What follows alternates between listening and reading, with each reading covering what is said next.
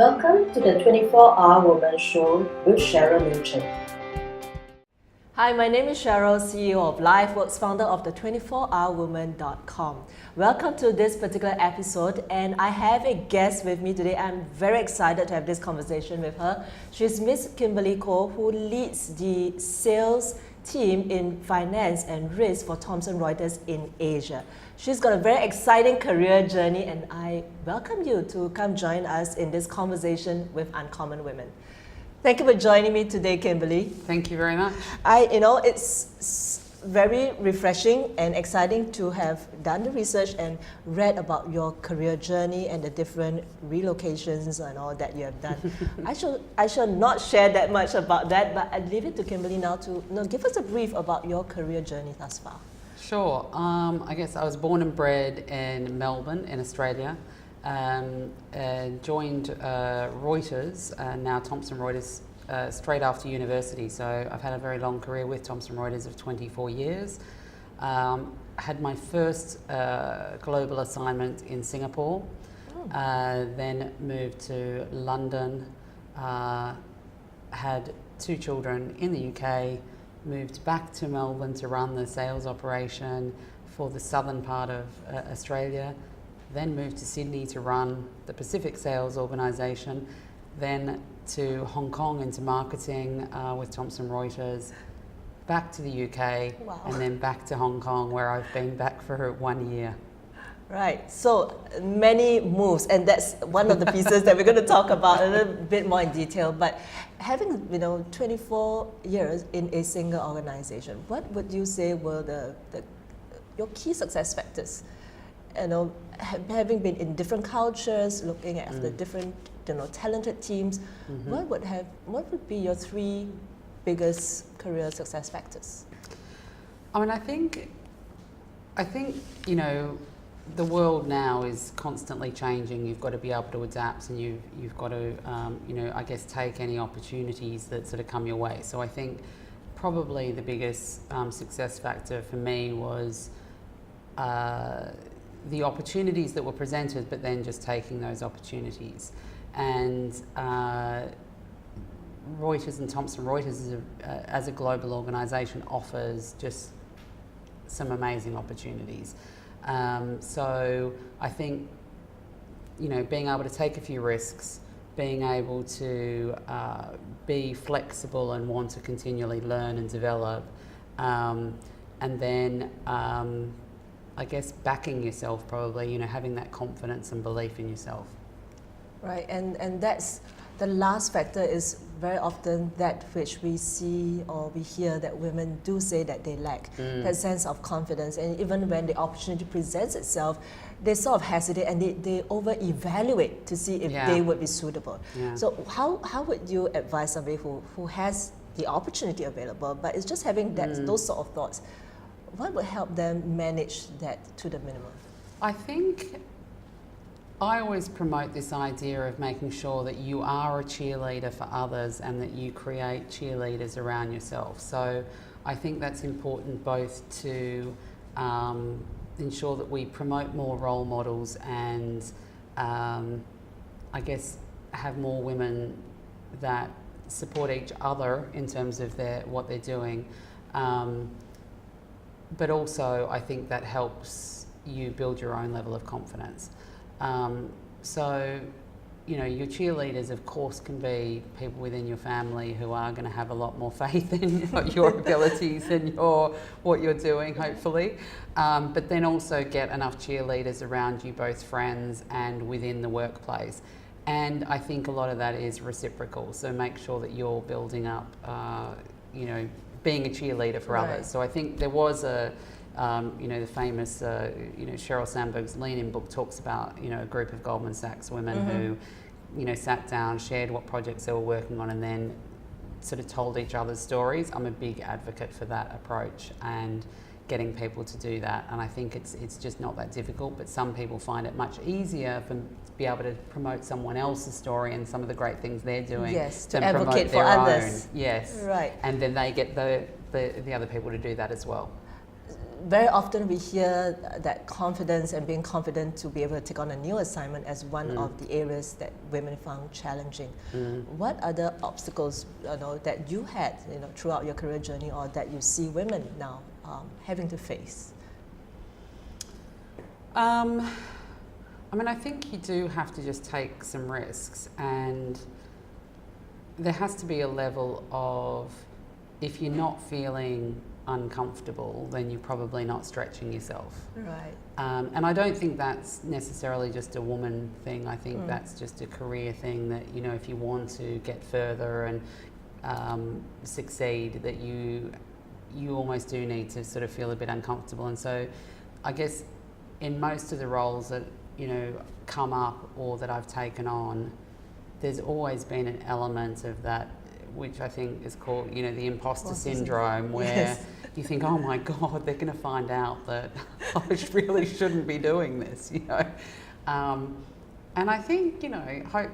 So how do we overcome that and I really think live up to that expectation? My view is the how do you eat an elephant one piece at a time scenario. So I think it is just break it down and have some wins and find the things that there's always going to be the bits that what you do feel quite comfortable with, and so kind of getting those wins on the board and building up your confidence that way, and then taking on the more challenging areas and making sure that you're capable. Right. And then I do think having a strong team around you, I think the older you get, the more the areas that aren't your strengths, and being honest and open about those and making sure that you've got good people surrounding you to help. Right. What, in your career journey, obviously there are some decisions that you made and you decided to just seize the day. What role did, say, sponsor or mentors had in your career journey? I mean, that's very, a lot of talk around, you must get a sponsor, you must get a mentor. What do you think? Yeah. So, I mean, I'd say I probably have lots of mentors, especially internally and externally. And I do think just having other people to be able to bounce ideas off, to check things. I mean, whether it's just someone else to look at your CV or someone else to help you, prepare for an interview or tackle a challenge or whatever it is, or just seek advice, I think is important. And so I've had, many, and continue to have, obviously, I don't think you ever stop needing advice or guidance. So I have plenty of mentors. I'm much more about finding your own mentors, though. I'm not sure that it's that easy to just appoint a mentor and suddenly that person's going to click with you, or that you trust them and you can really get advice. I think you need to find someone who doesn't necessarily think exactly the same way, but plenty of those mentors do, but that can challenge the way you are thinking and maybe make you think about something in a different way. I think absolutely sponsors now has become the hot topic, and how you get a sponsor. And I think there's a lot of formal programs within companies now. We certainly have a sponsorship program within Thomson Reuters, and I know others, other sort of global companies that also do. However, it's difficult for that to be of any scale, because there's only so many senior leaders, and there's only so many leaders that as a sponsor really can help people get to that next level with any amount of power. But I guess back to my sort of cheerleading thing, I think there's ways to help with that. Right. But the sponsorship programs, I think, you hear about some women who have just been lucky that they've either worked for certain people who have then gone on to hold such positions of power to appoint them into something, who have taken the risks on them, etc. I think it's maybe now becoming a bit more of an open dialogue, though, about those things. And a lot of it is people having to sort of think about different skills. I mean, I challenge myself all the time, even when we're thinking about who we should recruit. And I was having this discussion with headhunters. Why couldn't we look in a different industry or a different area where maybe there are more women, for example, that we could bring in and then somehow enable them to succeed in that role? And I think we've got to start to look at different approaches. Right. Before we move on to the next topic, I just want to come back to being a cheerleader for one another, having your own sponsors and mentor, and you've had several, in your career journey. Who would you say gave you the best advice, and what advice was that? I would actually say my mother gave me the best advice. So right through school and university, she always said, and probably from when I was little, keep your options open. And so through school, I did maths and sciences all the way through to the end, because that meant I could still go on and do anything from science right through to more arts-based university degrees. Whereas if I had have cut off maths and sciences, then the view was that I wouldn't have had those same choices. So it's definitely, I think about that all the time, and my view to people within Thomson Reuters, even on their careers, is to not focus on achieving a certain role, but think about the skills and the capabilities that you can develop and gain over time, and then think about how you could use those both internally or externally to take yourself into whatever direction you want to go. And I also think that's not necessarily a linear direction.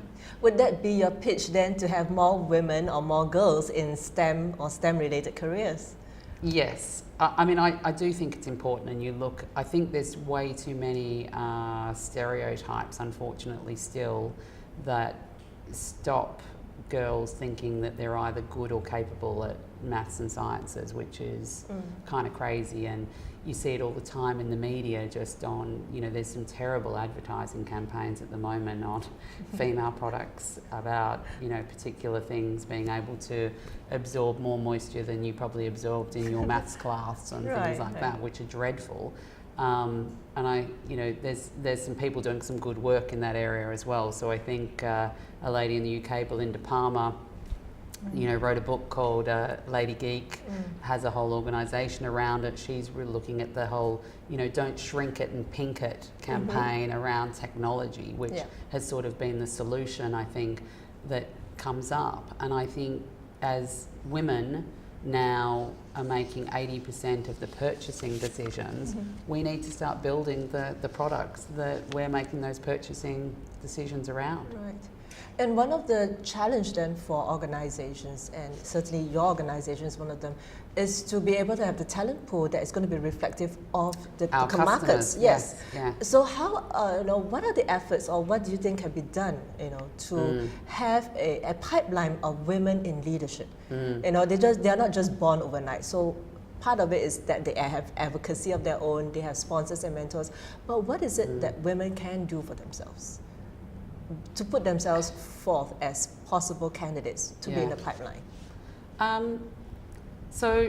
think the organisation themselves is doing a lot, and from ensuring obviously that we always have females on all slates, that we actually have females interviewing all candidates, which is to remove some of the sort of unconscious bias that occurs. And what do you do yourselves? I think comes back to probably the same things I was saying before. A bit of confidence, a bit of take a few risks, and start to cheerlead for each other. I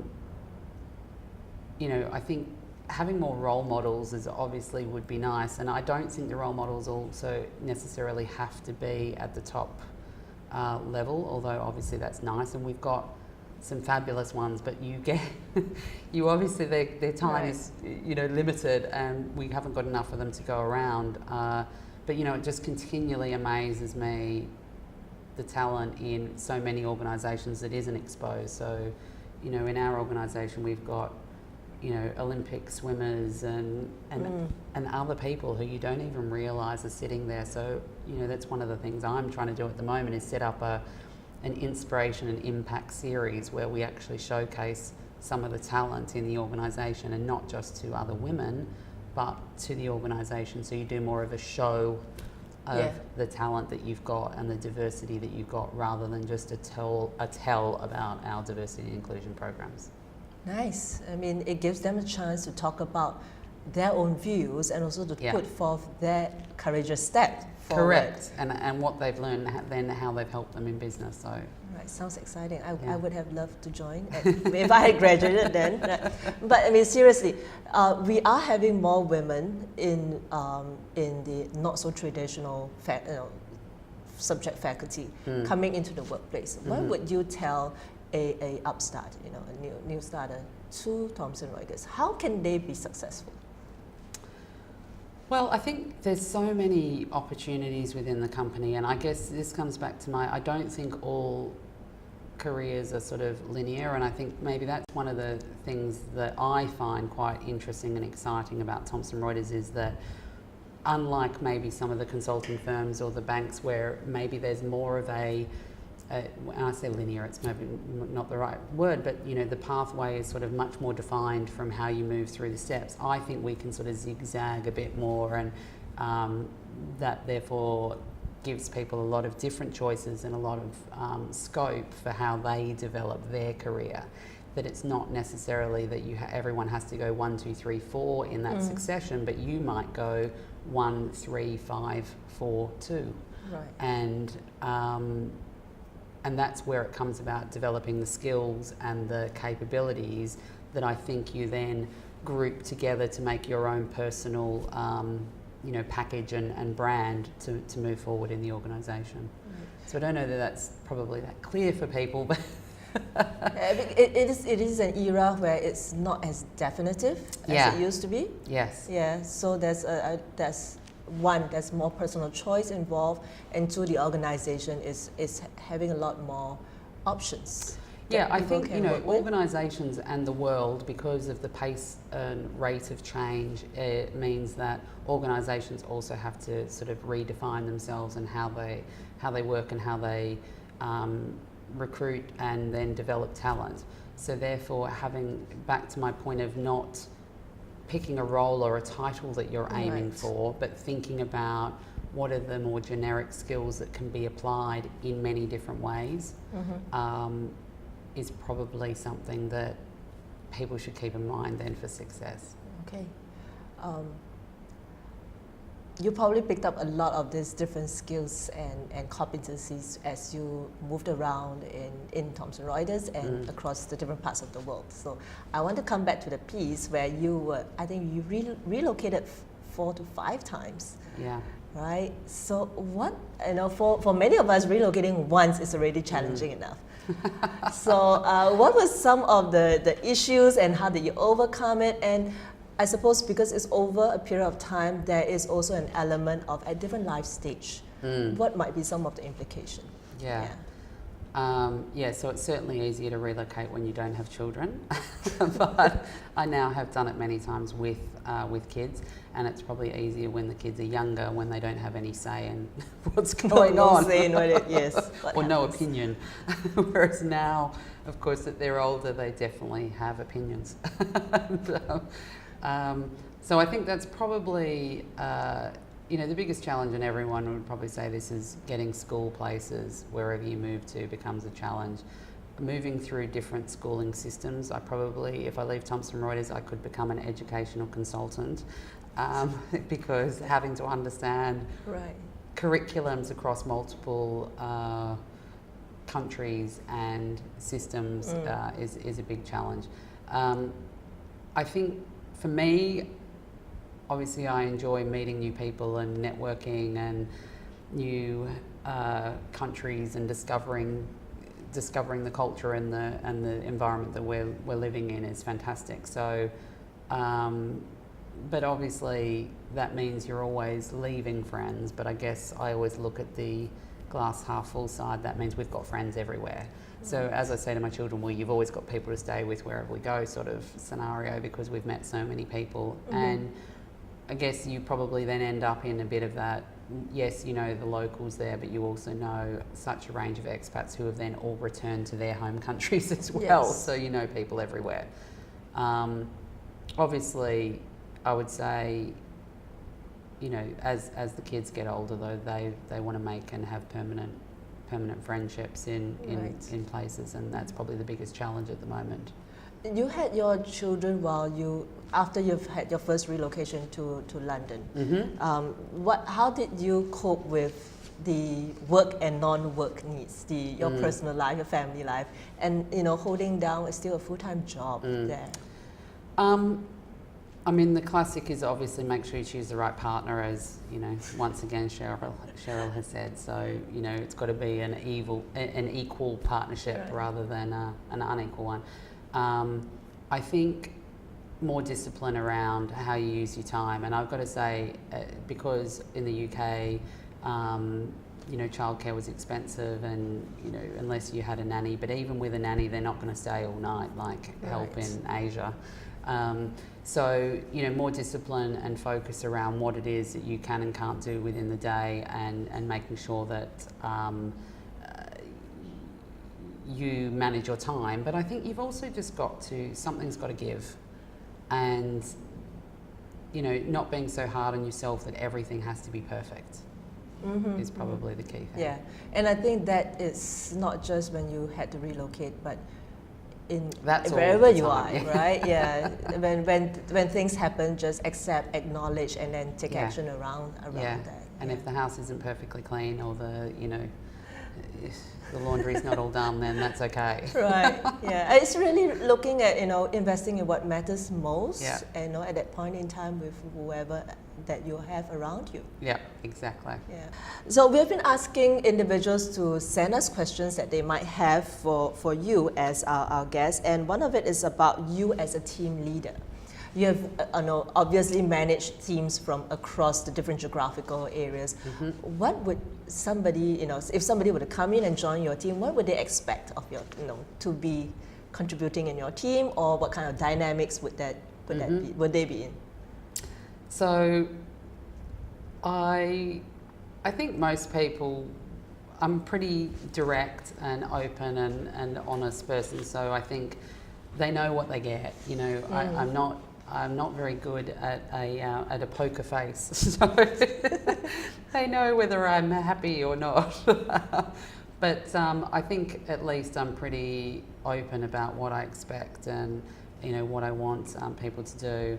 And I guess what I most like is we have a really diverse team, but I just want everyone to be really looking at how they're focused on our customers, and then looking at as a function, as a sales specialist function, what we can do to add value to our customers, to our teammates, and to the organisation overall. And then I think if we can do that, that means we'll be successful, and at the end of the day, that means we'll be having fun. And I think that's the other thing. You've got to make sure that when you come to work, you're having fun. Okay. So you've heard the wisdom nuggets from Kimberly: having fun, taking risks, building your competence, and really just step up and take the courageous moves, and be cheerleading for others even as they cheerlead for yourself. You have your opinion, right, from this particular conversation? Well, come on over to the 24hourwoman.com, share your love with Kimberly and myself, share your views about the conversations we just had about sponsorship, about mentors, about taking risks in your career. We'd love to hear from you. Until I see you the next time, my name is Cheryl, the CEO of LifeWorks, founder of the 24hourwoman.com. Live a life that's most excellent.